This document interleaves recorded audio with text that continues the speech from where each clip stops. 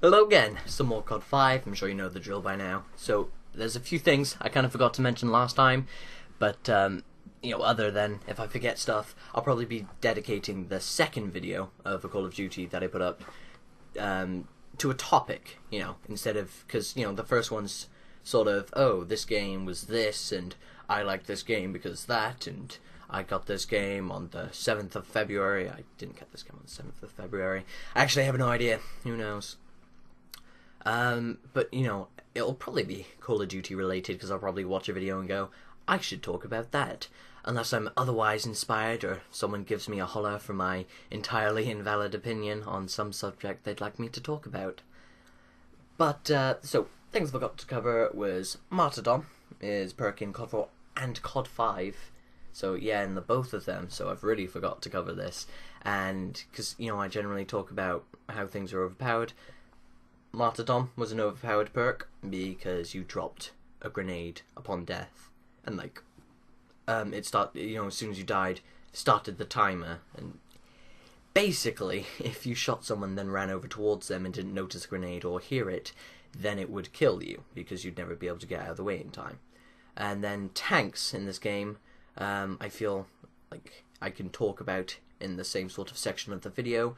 They're also kind of overpowered in Team Deathmatch. Not so much, because you had, your whole team working together to destroy them. And they were actually quite balanced, because you'd have one on either side of the map, so both teams could get a tank and get it to the center of the map by the same time. However, in free-for-all, kind of overpowered, honestly, because you'd get one person in a tank, and then you can't work together, because as soon as you shoot at it, or as soon as you run out into the open to try and satchel charge it, if you're not aware, satchel charges are basically your equivalent of C4, then you'd get killed by another player. So, yeah, there really was no way you could try and destroy the tank, so the player would sit in the tank, and the only option you had was to just stay away from it. Also, I've told a few of my friends, and I realize that most of you are my peers from school, but I also feel the need to mention that after this series, I do have a plan, after this little nostalgia run, as I've been calling it, of Call of Duty, and me and a teammate just sort of stack up on this little place here. I think he actually has a shotgun, so I'm not sure what he ends up. Yeah, there he is. Not sure what he's doing with me. He's hasn't got the range, really. But anyway, so after this, I'm going to do a playthrough of the game known as The Bourne Conspiracy, which is based off, funnily enough, the Bourne film series. And yeah, this dude tries to get me. No dice, man, no dice. But yeah, it's kind of a silly game because there's stuff that makes it really kind of stupid, but at the same time it's still a really fun game, and it'll be easy to live commentate over. There's not any excruciatingly difficult parts. I'm going to be playing probably on the lowest difficulty because anything higher just makes the boss fights unbearable. But speaking of topics for a video, I was asked by a friend to talk about how Call of Duty is the same game every time, just with new maps and retextured guns. And I'm not going to be talking in support of that, but actually criticizing the game community in general for expecting a little bit too much. Now, it's kind of ridiculous that he's saying this, because I'm fairly certain he's not really a Battlefield fan. But it reminds me of how lots of Battlefield fans were commenting on the launch trailer for Ghosts, saying, oh, Call of Duty is the same game every year, I'm not going to get this, it's so ridiculous, how are people still buying this, they must be stupid. Thanks for your completely opinion-based statement. That is entirely invalid as a result of, its opinion basis, all the rest. So I'm going to talk about Battlefield because I really liked Bad Company 2. I still play it occasionally with my brother. Battlefield 3 I didn't like that much. I sort of enjoyed it for a bit, and it seems like it's too sort of anti-playing with randoms. Because to do well, you really need a squad of your friends with you. But in Bad Company 2, so Bad Company 2, large open maps, you've sort of got a balanced amount of terrain and buildings to make sure that a submachine gun isn't entirely ineffective. And you've got destructible environments, and the whole class systems, it's very team-based, generally.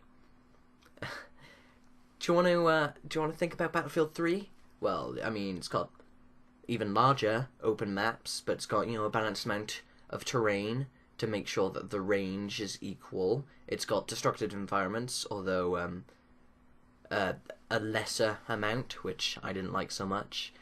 And it's generally strategic and team-based with class systems. So what was the difference? Oh, well, they made assault from your ammo guy to your medic guy, and then they like added the support thing in or something, which is like the machine gun. I can't really remember. And they improved the graphics. What did Call of Duty do? They improve functionality, they add some minor new features, much like the classes being sort of rearranged slightly, and they improve the graphics. So that's pretty much the same difference between two Battlefield games as the difference between two Call of Duties. And I could have compared Battlefield 3 and Battlefield 4, because I'm fairly certain they're even more similar, but I haven't played Battlefield 4, so I don't really know. I don't have a good scope of how the game is overall, because, you know, I could look at a YouTube video and go, see, it's exactly the same, but that would be based off one map, and perhaps that wouldn't be as fair. But the point I'm trying to get across is not that both games are terrible, but that you can't expect a arena deathmatch based arcade shooter to suddenly change from being a deathmatch arena based arcade shooter. It doesn't work like that. You know, if it isn't broken, if it isn't broken, don't fix it. Sorry about that. My brain was like, no, that's wrong, and I was actually right, but, you know, whatever. And you can pretty much do the same thing with the Elder Scrolls. I loved Oblivion, so what is it? It's big open sandbox worlds, you got loads of quests and activities and shit, and it's medieval weapons and armor. It would be kind of ridiculous to expect them to suddenly go linear, third person only, because while you do have a third person function, everyone just uses the first person. Let's not kid ourselves here.